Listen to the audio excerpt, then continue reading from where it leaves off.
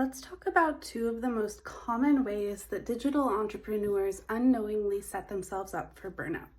So, number one is maybe in the sales call or actually when delivering the project, and the client asks for more than what was agreed to initially when you took on the project, took on the contract, or if you're coaching, maybe suddenly they want a lot of copy editing, etc. And basically, they just want stuff that they haven't paid for, that it wasn't consented to initially. And when you are faced with that ask in the moment, you kind of freeze up or go into people pleasing and you say, yes, sure. And then you bite off a whole lot more than what you're being paid for and wind up feeling exhausted and resentful, and the procrastination maybe kicks up, and you're just feeling like you're delivering on the offer, even if you loved the initial offer you sold, is not fun anymore.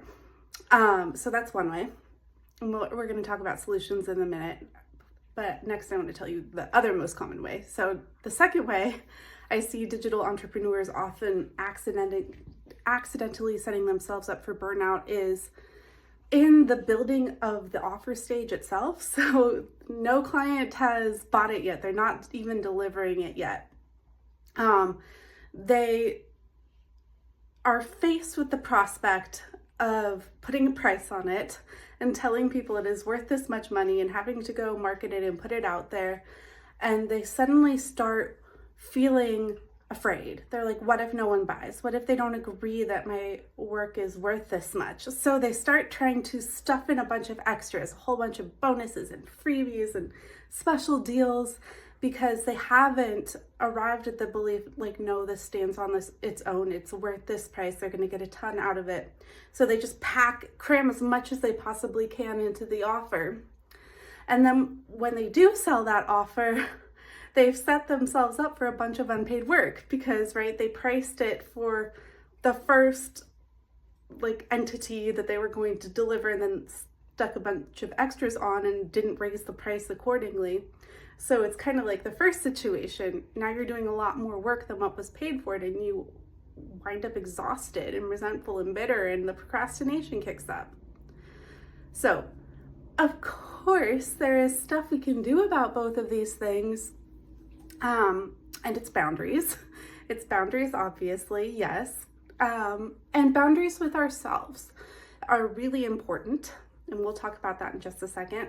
But also we can build boundaries literally into our business, into our contracts, into our offers, into our pricing, into our systems.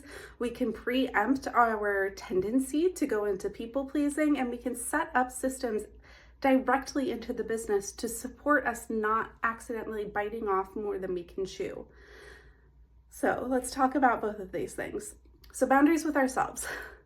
I actually am one of those people that struggles with this. A client, and I love my clients, asks me for something more than what was in the initial scope of the project, or more than what I agreed to, or more that's what's specified in my contract or the offer. And I used to have that tendency to be like, sure, yeah, I'm sure that's no big deal in the moment, only to realize, actually, I would have really liked to be paid for that extra work, insight, expertise, attention of mine. But knowing that I have this tendency, I realized that if I have something prepared already to say, like a script for when that happens, a client's asked for something that's technically out of bounds, or I think it might be, or I'm not sure. If I have words I've already pre-planned that I can say, then I don't get into that trap. So for my marketing confidence cheerleading clients, for the squad, we often work on developing these scripts so that if we get stuck in one of those awkward moments with a client, we have something we can say that we feel confident in, that we can say with our whole chest, that will protect our expertise, our work, our labor, and also be very gracious with the client, so it won't turn into any sort of blaming or defensiveness, etc.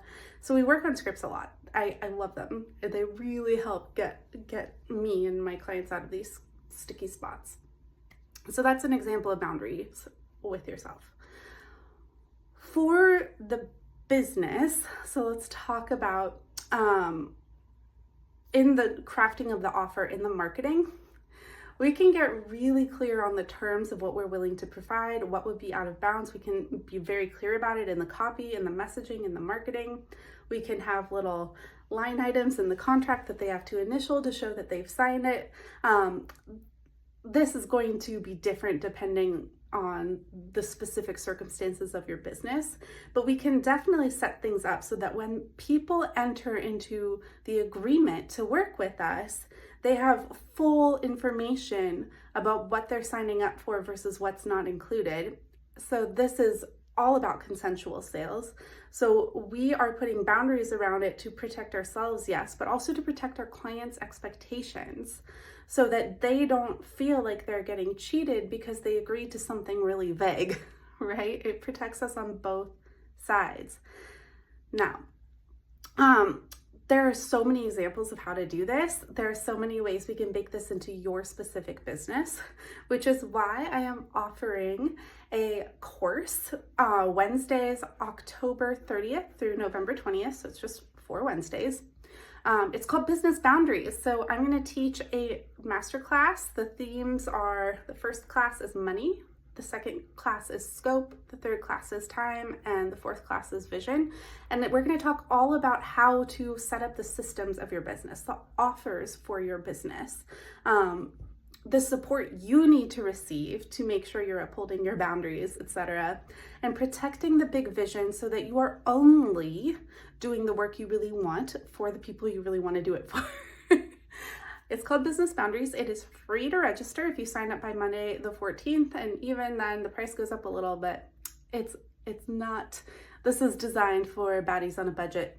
So I'd love to see you there. There are some awesome perks. If you register for the Business Boundaries course, you also get access for all of November to the squad. So you also get bonus marketing conference cheerleading, group coaching, marketing masterclass, topics TBD because squad members get a vote on it. And you get access to our private Facebook group where you can ask me any business or marketing questions in between sessions, and you can meet a bunch of your new business besties. Great place to be. DM me if you have any questions. Otherwise, I'd love to see you there.